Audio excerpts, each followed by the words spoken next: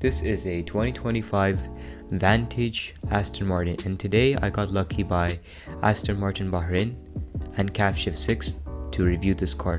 So let's start how it works. So the air channels in from the front end, and when the air is getting sucked in, when heavy braking is being done, it quickly cools down these twin slotted ceramic brakes, and this is a 6-piston caliper, I believe, and it's using 275/35 ZR21s. Going back at the front, you can see here that Aston Martin reversed the wing logo and put it as the grille design, which is pretty smart. So going up the front, you can see the intercooler charge pipes, you can see the blow-off valves, you can see the oil cooler and the transmission fluid oil cooler, and of course the radiator at the back. This is very drag coefficient and probably does really good cooling on top of that. Now on the hood, you can see it doesn't really challenge in air, but more like suck the air to cool the turbos faster. Now we're at the back here. You can see Aston Martin did a heavy redesign on the diffuser, and there's a true quad exhaust system, which is really nice. Has a carbon fiber diffuser, it has like a V-taper shape, which is really nice, and a unibar tail light, which is sequential, which is also a really nice touch. Then going at the front here, you can see Aston Martin's written down here, and its logo on top of there. Now walking around to the side, you can see this duct is fake. It's because Aston Martin couldn't put too much of the ductiles and holes, because that will create too much drag and overall it won't be very stable at high speeds. This is a carbon fiber splitter, and this is a carbon fiber roof. Now at the back here, you have 325/35 ZR21s at the back, and it's a bronze 10-spoke Aston Martin wheel. Now opening the door to check out the scissor type of door design it has. This is a very Aston Martin thing.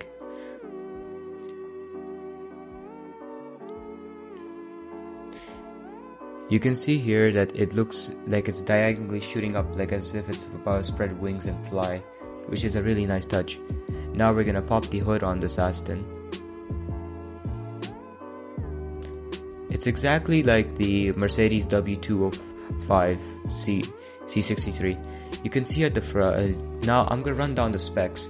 We have a 4-liter V8 twin turbo, or you could say bi-turbo, which pushes about 656 horsepower and 800 Nm torque via a 8-speed Triptronic transmission, which is going at the front here. You can see Aston Martin has mentioned the builder, which is Luke.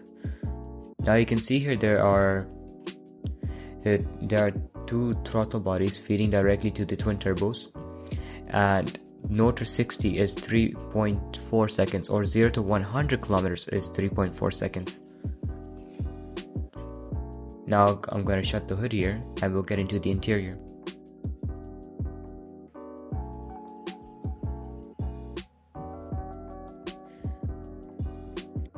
You can see here the Great Britain badge right there for the Aston. Now getting in, tap your feet. Now you're in now. You can see here the gauge cluster looks really nice. It's a prototype, but it still feels really refined, but there's still some touches it could use to make it even better. I would say the design of the whole Aston is really nice. You have a bowlers and Waken sound system, which is really nice. Then you can see the center console has physical buttons for AC and for volume change, which is something everybody wants. I don't know why people are going digital. It's not a good idea. Manufacturers should listen to Aston about this. Now you can see here the shifter. It's like a tab. You tap down, you go to the different modes. It's not like the last year's model, which was very finicky. Now if you want a manual mode, you press the manual mode and you get access to the pedal shifters. They feel very tactile. They feel like mechanical switches, which is pretty nice actually. And still, this is a prototype, so it could be even more refined down the line.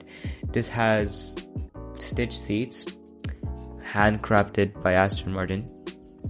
It's type of military green, I guess. Then press the button here, you get your center console enough to fit your race gloves in. That's what this car was intended for. And it has a 325 liter trunk space. I can't open right now because I don't have the keys. Open the glove box here, you can see two USB ports and your traditional 12 volt socket. You can also put your coins down there, which looks pretty nice, honestly. Not too much going on there, but enough to pay for parking.